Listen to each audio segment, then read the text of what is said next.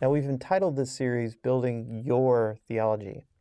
Yeah. Now, just from the very title, isn't that being subjective? Isn't it more proper to say building God's theology or building the theology or... The right theology, maybe? Yeah, exactly. Mm-hmm. Well, that's good. I mean, I don't want anyone to misunderstand it, so I'm glad you raised the question, okay? Because it is important to realize we're not just going after our personal theologies. And that would be something that you might hear in different groups other than this one, that, you know, well, you can have your theology, I'll have mine, you have yours, so you just build your own theology the way you want to do it.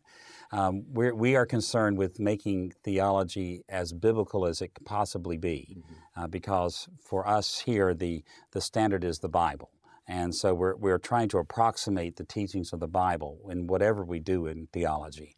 But at the same time, we use the word your in there, your theology, building your theology, because we want to emphasize that this is not something that's impersonal, that it really does involve you and me, us, together, in fact, doing this in ways that are, as best we can, right for us and the best we can possibly do, so that it's something that we can own.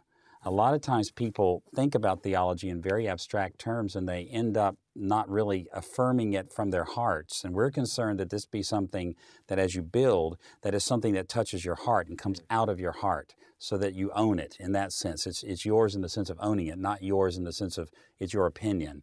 Though, of course, there's a sense in which no matter how hard we work to make a theology as objectively true as possible, it's still going to have that subjective element, right? Right, because we're dealing with people. Yeah. We're dealing with fallen human beings. That's right. So in that sense, it is your theology versus my theology versus his. Right. You know? And so there's sort of a lesson of humility in that too. On the one side, we do want to say your theology in the sense of you own it, but on the other side, we want to say it's your theology, and that's the best you're ever going to do. Yeah. It's yours, okay?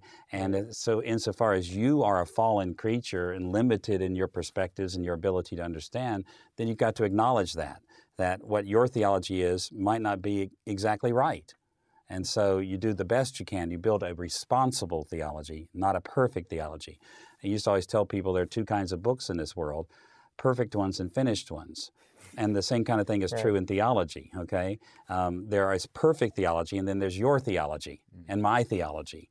And we just have to sort of live with that. I mean, you've ever met people that think their theology is the theology? Yeah. Yeah, I mean, it happens all the time.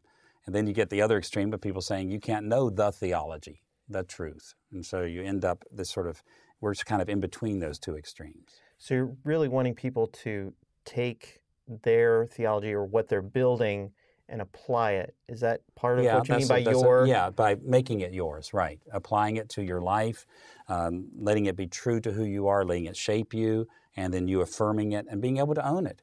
I mean, what good is a theology that's just academic or just abstract? If it doesn't affect your life, if it doesn't reflect who you are, if it doesn't move you forward in life, then it's not Christian theology in the purest sense of that word. We want theology that's going to create a love for God and a love for people, the two great commandments, and that involves the whole person. So theology has to be embraced, not just thought about.